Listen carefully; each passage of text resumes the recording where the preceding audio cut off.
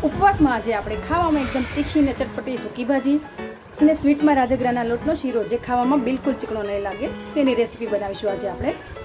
Hello friends, જય માતાજી, જય શ્રી કૃષ્ણ. સ્વાગત છે આપ સૌનું મારી ચેનલમાં. રેસીપી બનાવવાનું ચાલુ કરીએ એ પહેલાં મારી ચેનલને લાઇક, શેર અને સબસ્ક્રાઇબ જરૂરથી કરી દેજો. નીચે આપેલ બેલ આઇકન બટન પ્રેસ કરી દેજો. તો સૌથી પહેલાં સૂકી ભાજી બનાવવા માટે આપણે વજનમાં 500 ગ્રામ જેટલા બટાકા લઈ લીધા છે, તેને આપણે બાફવા મૂકી દઈશું. તો આપણા બટાકા બફાઈને રેડી થાય ત્યાં સુધીમાં સાઈડ પર આપણે 1/4 કપ જેટલા સિંગના દાણા લઈને તેને મીડિયમ તાપે શેકી લઈશું. સૂકી ભાજીમાં સિંગના દાણા એડ કરવાથી સૂકી ભાજીમાં એકદમ ક્રન્ચી ટેસ્ટ આવે છે. અને જો તમને પસંદ ના હોય તો તમે સ્કીપ પણ કરી શકો છો. પણ એકવાર આ ટ્રીકથી જરૂરથી બનાવજો અને મને કમેન્ટ બોક્સમાં કમેન્ટ કરજો કે તમને આ રેસીપી કેવી લાગી. તો 3 થી 4 જ મિનિટમાં આપણા સિંગના દાણા સરસ એવા શેકાઈ ગયા છે. હવે આપણે ગેસની ફ્લેમ બંધ કરી દઈશું.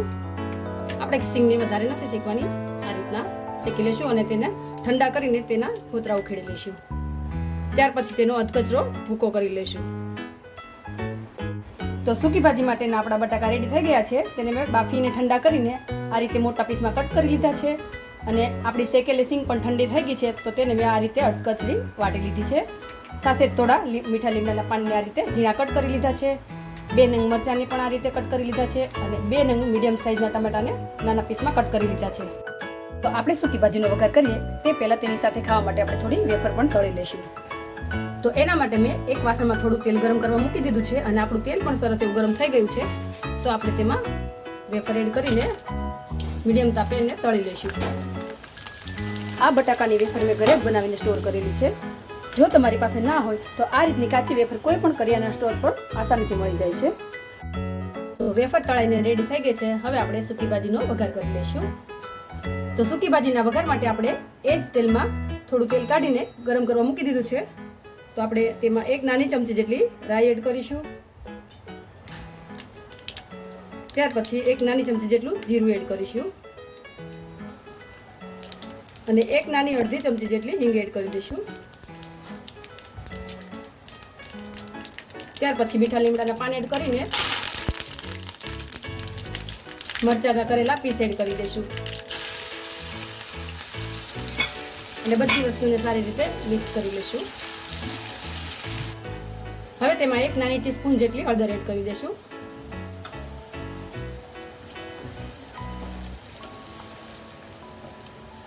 અને કરેલા ટમેટાના પીસ એડ કરી દઈશું. હવે આપણે ટમેટા થોડા સોફ્ટ થાય ત્યાં સુધી તેને રહેવા દઈશું. તો આપણા ટમેટા થોડા સોફ્ટ થઈ ગયા છે. તો હવે તેમાં અડધી ટીસ્પૂન જેટલું વાટેલું આદું એડ કરી દઈશું અને 1 નાની ચમચી જેટલું ધાણા જીરું પાવડર એડ કરી દઈશું. ત્યાર પછી સ્વાદ પ્રમાણે મીઠું એડ કરીને સારી રીતે મિક્સ કરી લઈશું. મીઠું આપણે બટાકા બાફતી વખતે એડ કરેલું છે એટલે ધ્યાનથી એડ કરવું. હવે આપણા મસાલા બળે નહીં તેના માટે આપણે 2 ચમચી જેટલું પાણી એડ કરીશું અને 2 મિનિટ માટે રહેવા દઈશું. હવે આપણા ટમેટા સરસ એવા સોફ્ટ થઈ ગયા છે. તો હવે તેમાં આપણે 1 મોટી ચમચી જેટલી ખાંડ એડ કરી દઈશું. ખાંડ બિલકુલ ઓપ્શનલ છે, પણ આ રીતે ખાંડ એડ કરવાથી આપણી સૂકી ભાજી એકદમ ખાટી અને મીઠી સરસ એવી બનીને રેડી થાય છે. તો હવે આપણે તેમાં ક્રશ કરેલા સિંગના દાણા એડ કરી દઈશું અને સાથે જ બટાકાના પીસ કરેલા પણ એડ કરી દઈશું.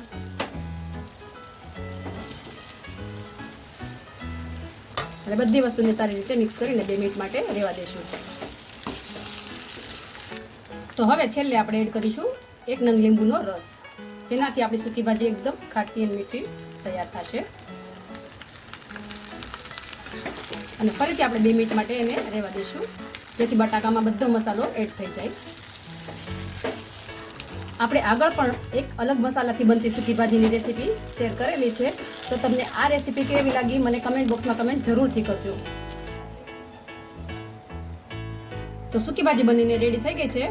આપણે ગેસની ફ્લેમ બંધ કરી દઈશું અને થોડા લીલા ધાણા એડ કરી દઈશું અને તેને સર્વિંગ ડીશમાં લઈ લઈશું. તો હવે આપણે બનાવવાના છીએ ફરાળ માટે રાજગરાનો લોટનો શીરો.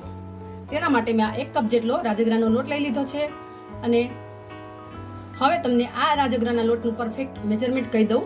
1 કપ લોટ સામે અડધો કપ જેટલું ઘી અને 2 કપ જેટલું પાણી આમાં લાગશે અને અડધો કપ જેટલી ખાંડ. તો આપણે બનાવવાનું ચાલુ કરીએ. તો પહેલા આપણે ઘી એડ કરી દઈશું. ત્યાર પછી તેમાં આપણે 1 કપ જેટલો રાજગરાનો લોટ એડ કરી દઈશું ને મીડિયમ તાપે તેને શેકી લઈશું. આપણે આ લોટનો થોડો કલર બદલાય ત્યાં સુધી શેકીશું. આપણો આ લોટ શેકાઈને રેડી થાય ત્યાં સુધીમાં આપણે બાજુમાં પાણી પણ ગરમ કરવા મૂકી દીધું છે. આપણા શીરામાં ગરમ પાણી જ એડ કરવાનું છે, ઠંડુ પાણી એડ નથી કરવાનું. તો ફ્રેન્ડ્સ, તમે જોઈ શકો છો કે લોટ સરસ એવો ફૂલી ગયો છે. હજુ આપણે તેને થોડો બ્રાઉન થાય ત્યાં સુધી શેકી લઈશું. તો આપણો લોટ શેકાઈને રેડી થઈ ગયો છે. તમે જોઈ શકો છો કે લોટનો કલર સરસ એવો બ્રાઉન થઈ ગયો છે. આ રીતે જો લોટ શેકીને બનાવશો ને તો શીરો બિલકુલ ચીકણો નહીં થાય. હવે આપણે તેમાં ગરમ કરેલું પાણી એડ કરી દઈશું. આપણે થોડું થોડું પાણી એડ કરતા જશું અને હલાવતા જશું જેથી ગાંઠો ન પડી જાય.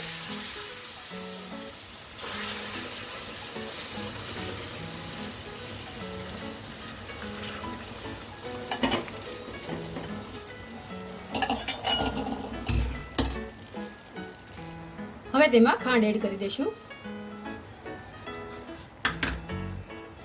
આપણા રાજગરાનો લોટનો શીરો ફક્ત 10 જ મિનિટમાં બનીને રેડી થઈ જાય છે.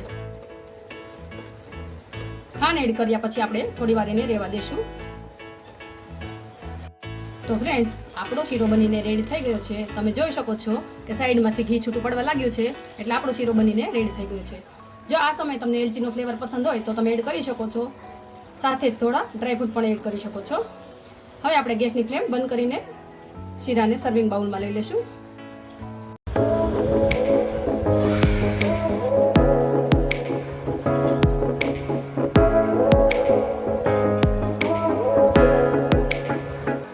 તો તૈયાર છે કોઈ પણ ઉપવાસમાં ખાઈ શકાય તેવી ફરાળી ડીશ.